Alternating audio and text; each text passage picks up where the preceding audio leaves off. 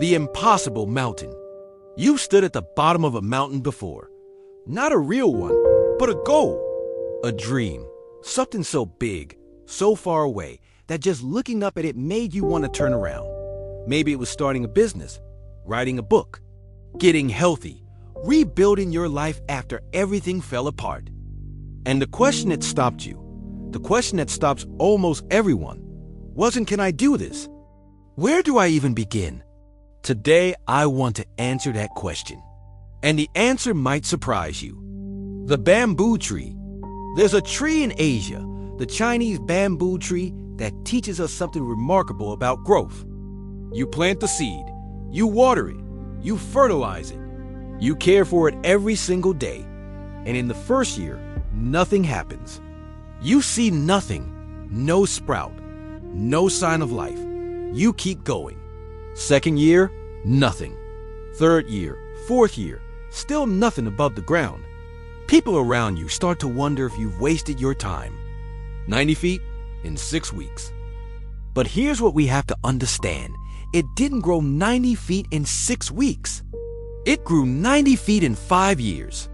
Because all that time, underground, invisible to everyone watching, it was building a root system strong enough to support everything that was coming. Your invisible progress is still progress. The lie we believe. We live in a world obsessed with overnight success. We see the highlight reel, the launch day, the finish line, the before and after photo, and we think that's the whole story. We don't see the years of quiet, unglamorous, repetitive small actions that made that moment possible. And so we tell ourselves a dangerous lie. If I can't go all the way, there's no point in starting at all.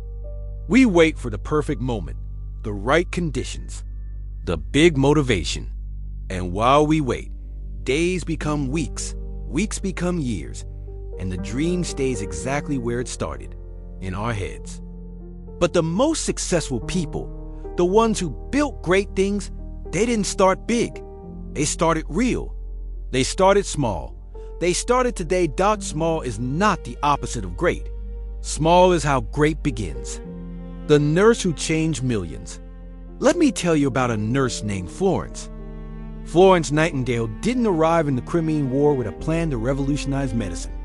She arrived with bandages, clean water, and one simple idea. If we keep the wards cleaner, fewer soldiers will die from infection. It was a small idea, almost embarrassingly simple. Wash your hands. Change the sheets. Let in some light and fresh air. In the first months, the death rate in her hospital fell by 2/3. She didn't wait for a grand system to change. She didn't petition for a revolution. She just started with what she had, where she was, with what was right in front of her. And those small, consistent actions, repeated every day, changed the entire field of modern medicine. They are still saving lives right now, all around the world, long after she is gone. One person, one small action, repeated consistently, world changed. You don't need permission to start small. You just need to start. Why small works? This isn't just philosophy. Science backs it up.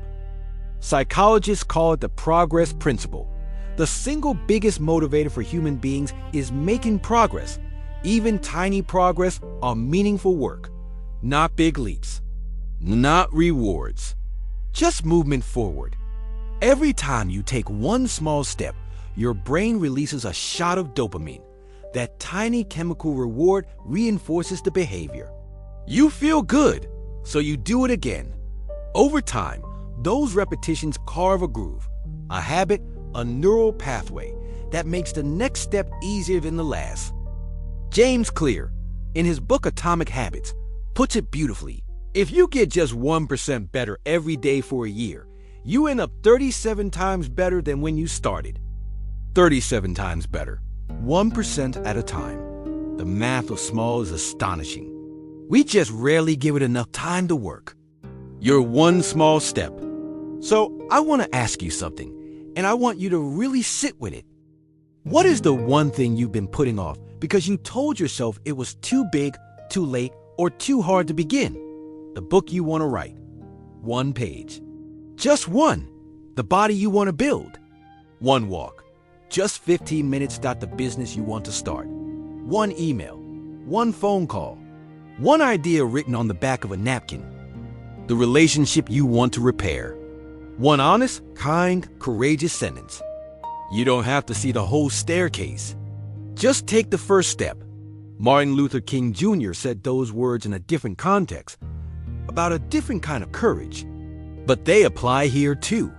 Because choosing to begin, choosing to take one small, imperfect, uncertain step requires real courage. It is braver to start small than to wait endlessly for the perfect moment that never comes. Begin. Remember the mountain you were standing at the bottom of? The one that felt impossible? Every single person who ever reached the top started right where you are standing now, at the base. Looking up, unsure. And they did the one thing that made all the difference. They took a step, not the perfect step, not the final step, just the next step. The bamboo tree doesn't grow sideways waiting for better soil. It goes down first, quiet, unseen, unhurried, building something that can hold everything it will become. That is what you are doing every time you choose to begin. You are not failing by starting small. You are being wise enough to know that small is the only honest place that anything great has ever started. Start where you are. Use what you have. Do what you can.